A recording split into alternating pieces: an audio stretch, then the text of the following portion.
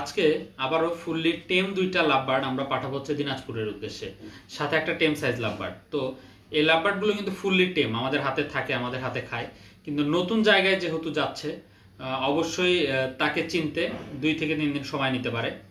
তো আলহামদুলিল্লাহ পাখিগুলো খুব ভালো আছে, সুস্থ আছে। তো আমরা আজকে এই পাখিগুলো পাঠাবো দিনাজপুরে, আশা করি ভালোভাবে পাঠাতে পারবো।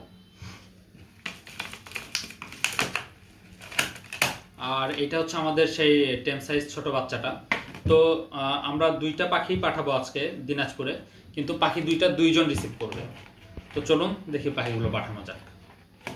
যদিও আমরা একই ঠিকানায় পাঠাবো, তারপরেও আলাদা আলাদাভাবে নাম, ঠিকানা এবং ফোন নাম্বারটা তো লিখতেই হবে, যাতে কোনো মিস্টেক না হয়।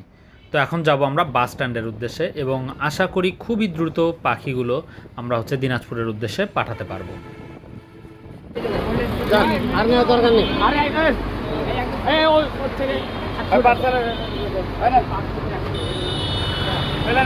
সো ভিউয়ার্স, হাফিজুর রহমান ভাই কিন্তু সবচাইতে আগে আমাদেরকে ফটো পাঠিয়েছেন এবং জানিয়েছেন পাখিটা তিনি হাতে পেয়ে গেছেন এবং আমাদেরকে ধন্যবাদ জানিয়েছেন।